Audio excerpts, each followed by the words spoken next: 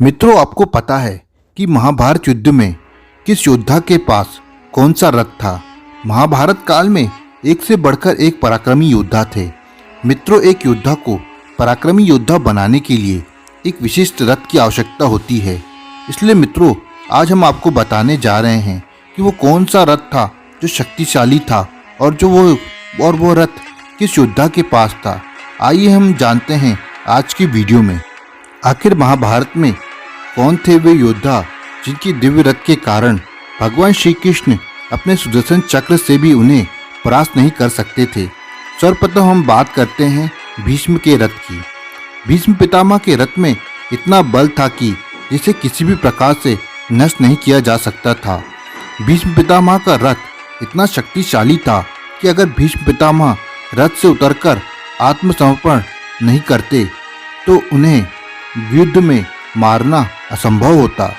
भीष्म पितामह के रथ में 6 अश्व थे, जिनकी शक्तियों का अंदाजा आप इस बात से लगा सकते हैं कि जब वे अश्व युद्ध भूमि में चलते थे तब धरती तक कांपने लगती थी। जिनके घोड़े की एक टक्कर से बड़ा हाथी भी गिर पड़ता था। भीष्म पितामह का ये रथ उनके पिता शांतनु ने वरदान के रूप में प्रदान किया था।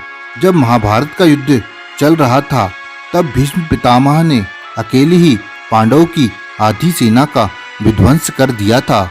इसके पश्चात जब पांडवों ने हाथियों से निर्मित व्यूह की रचना की तब भीष्म पितामह ने बिना किसी सहायता से उस व्यूह को नष्ट कर दिया।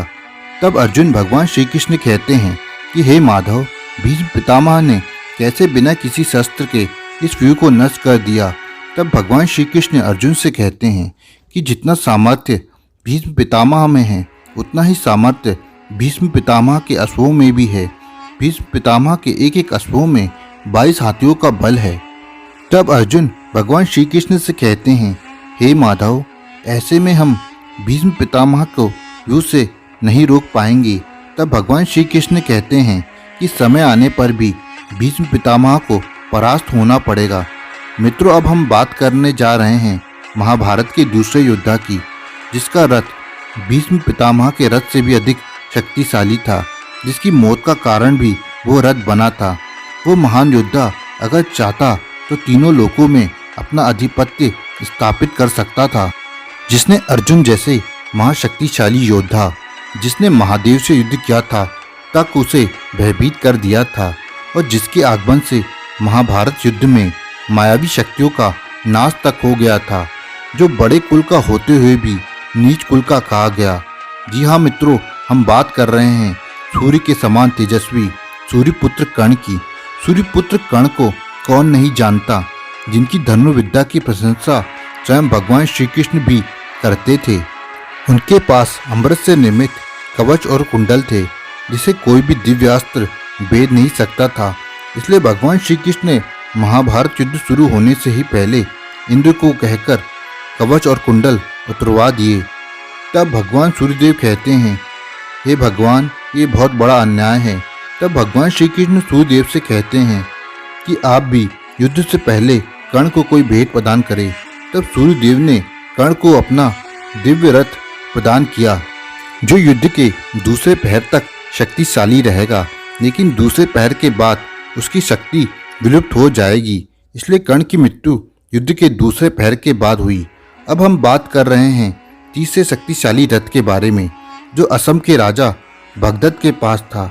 ये रथ इतना शक्तिशाली था कि इस रथ ने भगवान इंद्र को भी अश्व युद्ध में परास्त किया था, जिसके एक एक अश्व में इंद्र के ऐरावत हाथी के बराबर बल था, जिसे युद्ध में सभी योद्धा कांपने लगे थे। इसी कारण अर्जुन ने युद्ध में भगदत्त का वध कर दिया। अब हम महाभारत के सबसे शक्तिशाली रथ के बारे में बात करेंगे, जो और कोई नहीं अर्जुन का रथ था। उनको यह दिव्य रथ अग्निदेव के कहने पर वरुण देव ने प्रदान किया था।